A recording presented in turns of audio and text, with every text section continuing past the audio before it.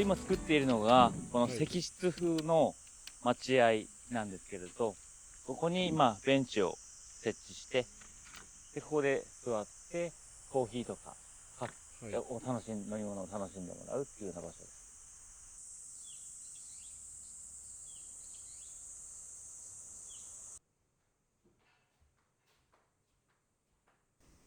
笠間のお客様が、焼いてくれたり。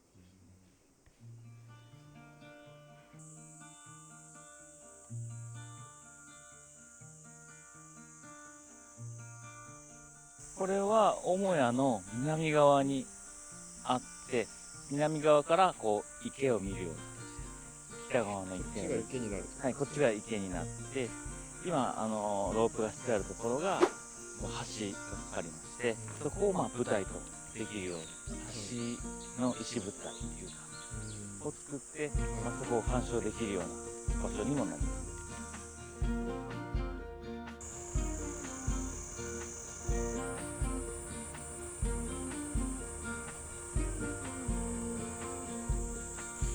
あそこはどうなっていくんですかね、最終的には。最終的に向こうに土手が見えると思うんですけど、川の土手。川の土手。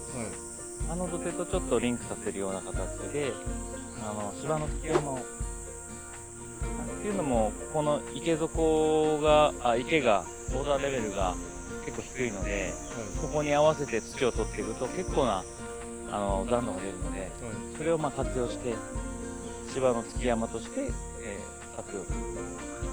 なので、その芝の月山の中に、その石室風の、待合というか、くつろげるスペースがあるというような形で。山自体は高くなる。そうですね、山自体は、あの石よりも1メーターちょっと高くなる予定です。はい。もう本当後ろが。そうですね。ちょっと隠れてくるような形にして、で、さらにそこにちょっと植栽なんかも入れて、はい。この庭の雰囲気につなげていくというような。はい。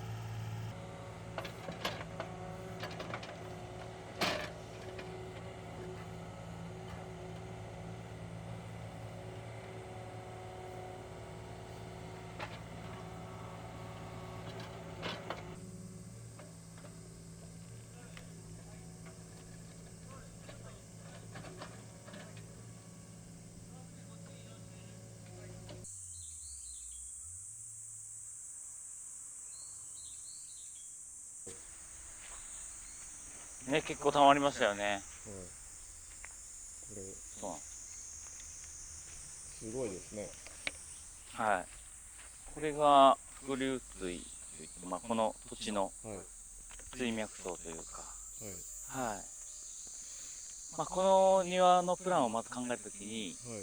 まず地盤を掘ってみたんですね。うんそしたら、だいたい GL から1500ぐらいで水が出てきて、で、何箇所か掘ってみて、やっぱり伏流水が出てくるのが分かって、この水を使って何かできないかなっていうことで、生庭を作ろうと。はい。で、町の歴史的にも水害の多い町だったんで、水を活用した水系で美しい水の系を作りたいなっていう、はい、感じで進めてます。この地下水のレベルがウォーターレベルになるという方法で、だから池の高さになる。そうです、水面の高さになる。はい。水の量の多い時期と減る時期とあるんですけど、それを両方計測して、ウォーターレベルを決めて、それに合わせて池を作って、流れを作っていくっていうような手法でやってます。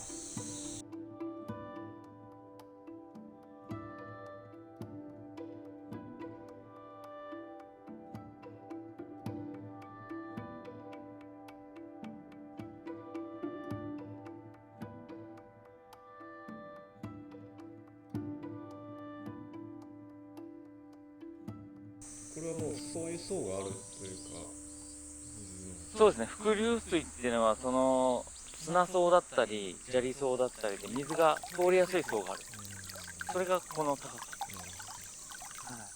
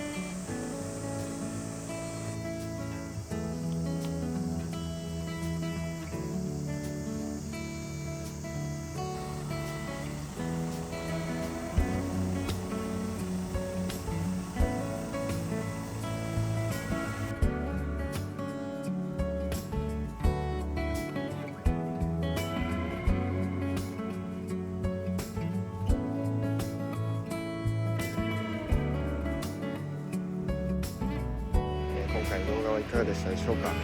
今回のお庭作りもですね、少しずつ形になってきまして、まだまだ撮影していきますので、楽しみにお待ちください。またですね、ジャパニーズガーデン TV のオリジナルのグッズを販売しております。そちらを買っていただけますと、私の活動の助けとなりますので、ぜひご購入して応援していただけますと嬉しく思います。ではですね、また次回の動画でお会いしましょう。さようなら。